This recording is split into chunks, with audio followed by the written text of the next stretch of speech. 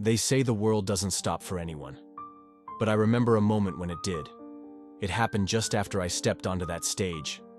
But I suppose we should start earlier. Back in the hallway with the crooked sign and the peeling tape. The paper trembled on the wall like it was breathing. Annual Spring Talent Show, Friday 7 p.m. Winner receives $1,000 plus earned Summer Academy audition. I stood there longer than I meant to. Long enough for the hallway to empty.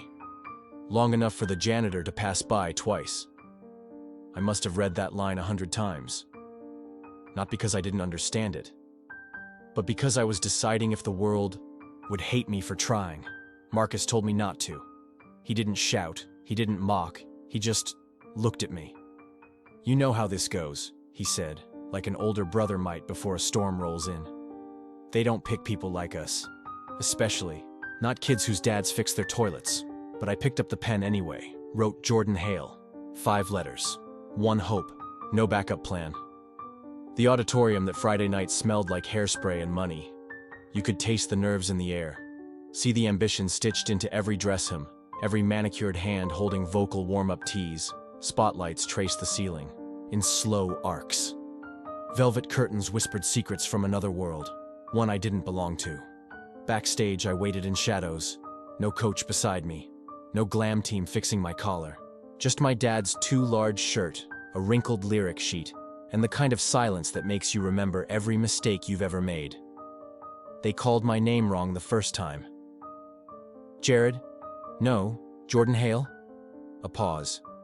Not long, but thick. Like the world blinked. I heard it in the audience before I saw them.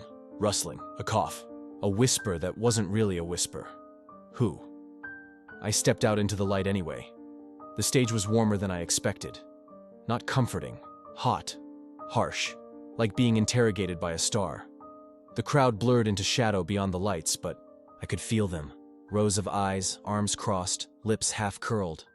And then, the sound. Not music, not applause. A laugh. Quick, dry, sharp, and more followed. Not loud, not cruel, but casual. The kind of laugh people let out when something unexpected happens in a place where only the expected is allowed. I didn't flinch. I gripped the mic stand like it might float away, and I breathed. In, out. Just like I practiced. Just like my mom used to do when her hands shook before job interviews. In my pocket, a folded note from her. One line scribbled in faded ink. If they laugh, let them. Then give them a reason to stop. The room stilled. For a second, I thought maybe, just maybe, they would see it, see me, not the shoes, not the shirt, but the boy who walked here on cracked sidewalks in belief. Then someone whispered just loud enough to sting, "Let the pity performance begin," and I closed my eyes, not because I was afraid, but because I needed to find the place where the music lived, where it had always lived. Before the judges, before the school, before the laughing. I let the silence stretch. Let it ache. Let it become the opening note. And then, I sang. It was a small sound, a soft clatter. But in that room, hushed, polished, rehearsed, it was seismic. Someone had dropped their phone. Not on purpose. Not as punctuation. It had just slipped. Like maybe their hand had forgotten it was holding anything at all. I didn't look. Couldn't. I kept singing. First line. Second.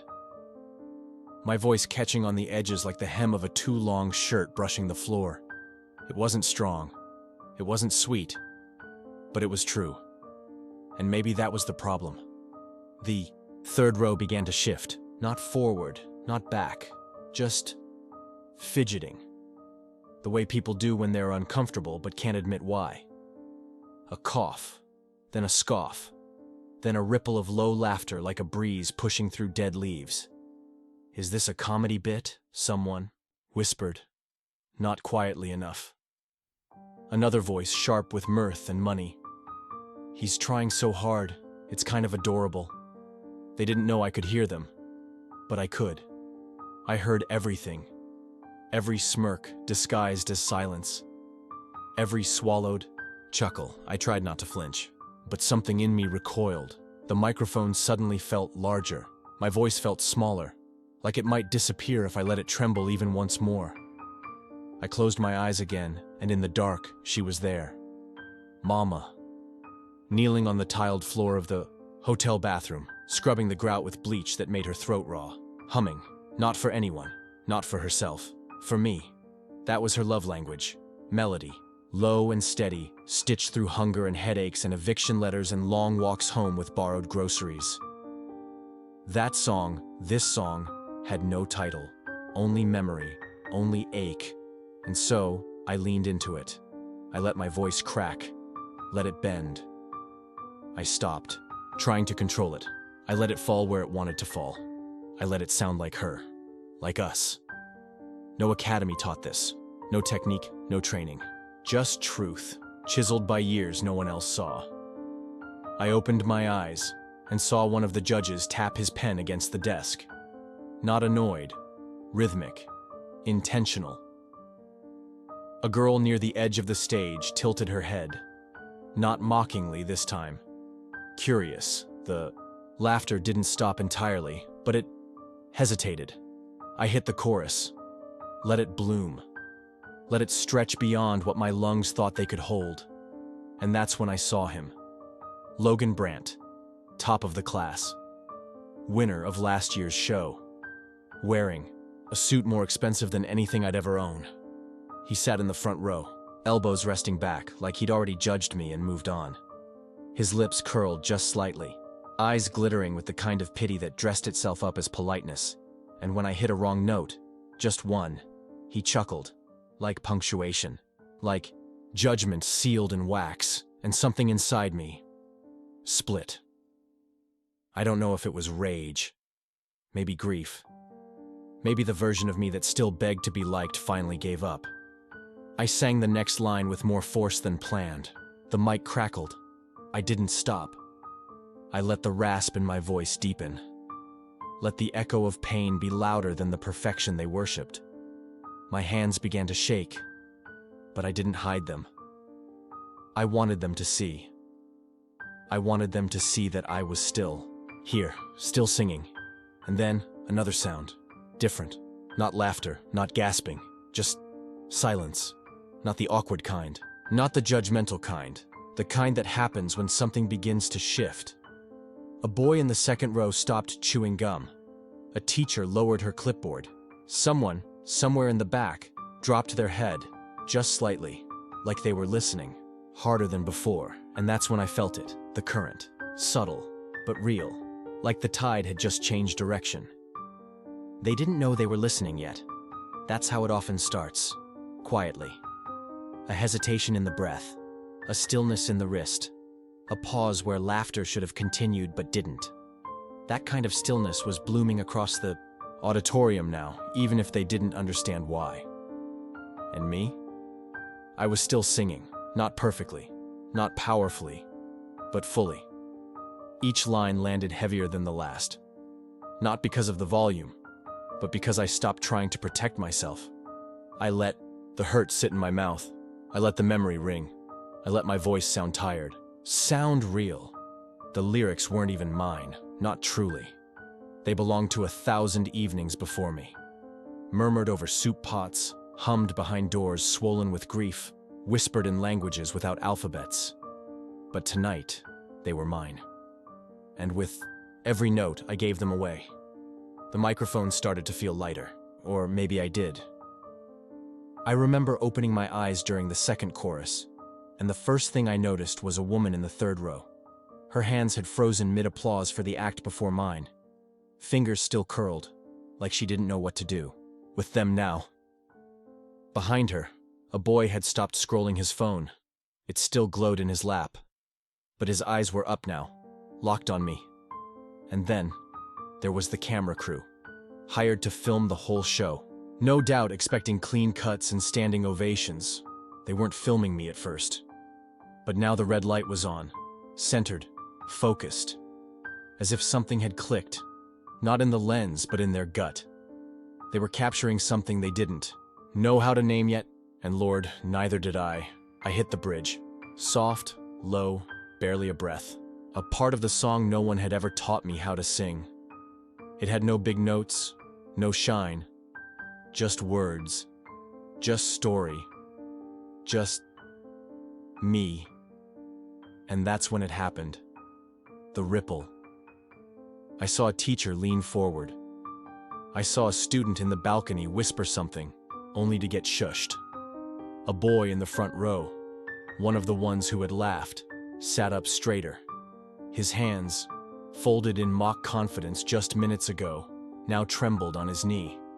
Somewhere behind the curtain, someone gasped. I didn't stop. Couldn't. Not now. The second verse rose up like a tide.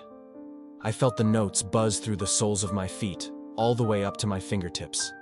This wasn't a performance anymore. It was a release, a confession, a storm finally let out after many years of being forecasted and buried. Then, a chair squeaked, a rustle of clothing, and he stood. Lord Malvin, head judge, known in 5 cities for rejecting perfection with a smile. The man who once told a 12-year-old prodigy that his performance was technically magnificent, emotionally bankrupt. He rose slowly. Didn't blink. The crowd noticed. Noticed in that sharp, collective way people do when something sacred begins to shift. Even I faltered. Just for a second. Did I do something wrong? Was I about to be stopped? But his eyes held no scorn. Only awe. And something that looked dangerously close to grief. He raised one hand, palm open, not to stop, to hold. Again, he said. One word. That was all. But it shattered the air. Whispers detonated across the rows like tiny fireworks. Did he just... She's not even... Wasn't he the janitor's kid? Oh my God. Malvin stood up for him. This isn't real. Someone. Film this. And yet, most of them weren't filming. Not because they didn't want to, because they forgot to. I sang again. This time, stronger. Not louder. More certain. Like the song had finally claimed me. Every word felt carved. Every breath. Deliberate. I wasn't watching their faces anymore. I didn't need to. But still, something tugged my attention left. I turned my head, just slightly, and I saw her, back row, elderly, still as a painting, veiled. I hadn't noticed her before. No one had. But now she stood, and as she pulled back the veil, a hush rolled through the room like thunder whispered. Lady Iravel, founder of the gala. The legend no one thought still attended these things. A woman whose opinion had once defined careers with a single nod. Her face was soft now, weathered not by age, but by time lived fully. And her eyes were wet. She placed her hand over her heart, and in that moment, without a word, she did what none of them had the courage to do. She felt. The silence after the final note wasn't empty. It was thick, sacred. The kind of silence that doesn't come from absence, but from fullness. Too much to speak, too much to clap. Lady Iravel still hadn't sat down. Her hand remained over her heart like she was holding something in, or maybe holding something up, like a memory, or a vow. No one moved, even Logan Brandt, even the boy with the suit and the smirk. His legs stopped bouncing, his arms unfolded. He didn't look at me. He looked through me. Like for the first time, I wasn't noise in his air. I was a mirror he didn't know he was carrying. A slow, tentative clap echoed from somewhere near the back. 1 beat. 2. Then more. Not explosive applause. Not the standing ovation of rehearsed praise, but real, rough, human. One person started humming the melody. I don't know who, but they didn't sing it to show off. They sang it like it was already part of them. And then, something I will never forget, a girl near the aisle, one of the ones who had been laughing earlier, stood. Quietly, awkwardly. But she stood. She looked at me like she had something to say, but didn't know how to say it. So instead, she just mouthed, "Thank you."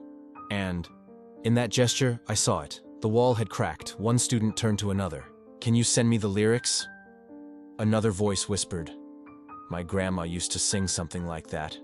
Then came the wave. A judge, a man with silver hair and a reputation for being ruthless, stood, followed by another, then another. Phones buzzed with notifications, but no one checked them. Not yet. Because in that room, in that moment, something far more urgent was happening. They remembered. Not just me, not just the song, but something older, something they'd buried under layers of glitter and glass and curated applause. They remembered what it felt like to be moved. A woman in the fourth row clutched her pearls, then let them fall. Tears streaked down her cheek, unapologetically, and then came the twist I hadn't expected. Lady Iravel stepped forward, 3 steps, 4. She didn't speak. She didn't need to. She turned to the crowd, her voice finally breaking the reverent hush. "This melody," she said, slow, deliberate, "was banned in my grandmother's time." Gasps scattered like startled birds. She continued. "It was called a protest, a disruption, a risk." She looked back at me, but I called it home. Whispers broke out instantly. Murmurs swelled. Someone near the judge's panel said, "Wait, is this the Thresher's hymn? From the old resistance groups?" She nodded. It was the lullaby of the silenced, the anthem of those who served but were never seen. I didn't know, all these years, all those nights, singing it to myself like a secret, like a thread back to Mama. And it was part of something bigger, something buried. Lady Iravel turned to me, her voice trembling. "You didn't just sing, you restored something." And then she bent, not far, just a slight incline of the head, a bow, to me. The crowd inhaled like one body. Someone shouted, "Make him sing it again." Another voice, "Put it on the official list." A chant began, soft at first, "Let him sing, let him sing." I stood frozen. All I'd wanted was to make it through the song. Now they were asking to carry it forward. I opened my mouth again, just one note, and before I finished it, half the room had joined in. Off-key, unsure, beautiful. Phones were up, now, but not in mockery. They were filming a moment they didn't want to forget, didn't dare forget. That night, the clip didn't just trend, it traveled. Voice of the Forgotten. Jordan Hale. Threshers. Hymn. Let him sing. People from cities I'd never seen sang it on balconies. Kids in uniforms sang it on TikTok. Elderly women messaged me saying, "We never thought we'd hear it again."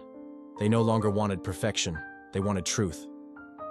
They stopped calling me that kid from maintenance housing after that night. Stopped saying janitor's boy. Stopped whispering charity case under their breath like it was a truth I had to accept. The name they gave me now wasn't even mine. It was theirs. The Voice of the Forgotten. It started as a hashtag, a caption, a moment of digital reverence. But it grew. It echoed. Not because it sounded good in press releases, because it filled a hole no one realized we all carried. I didn't win the competition. Not officially. There was no need.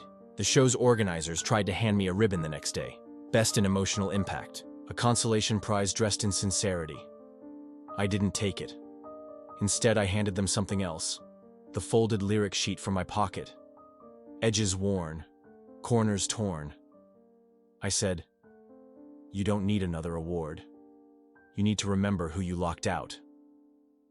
That paper now hangs in the main hall, framed, untitled, just the melody written in fading pencil and a plaque beneath it.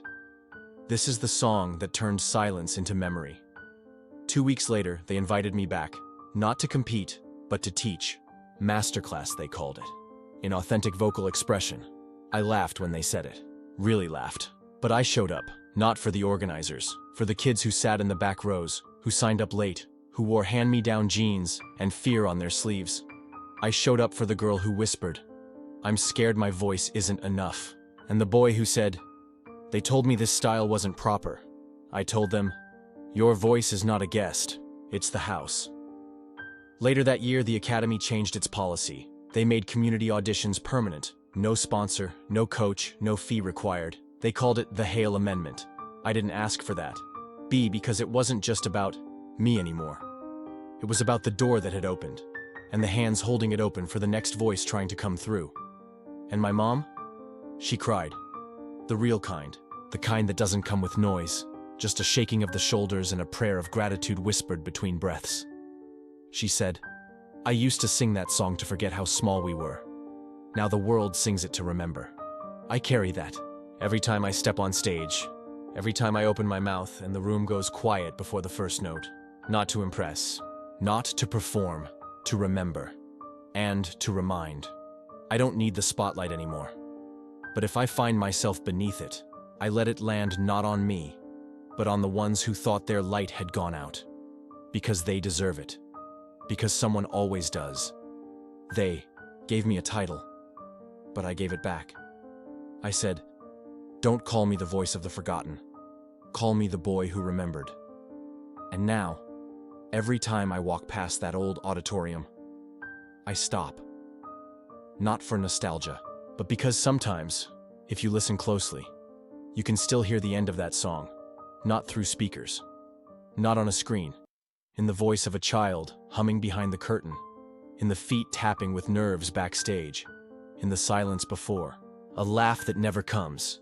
And if they ask me now what I would say to the version of me who almost didn't sign up, I would whisper, "If no one remembers your name, sing anyway, because someone out there will never forget the sound of it." If this story moved you, share it with someone who thinks their voice doesn't matter. Let them know it does.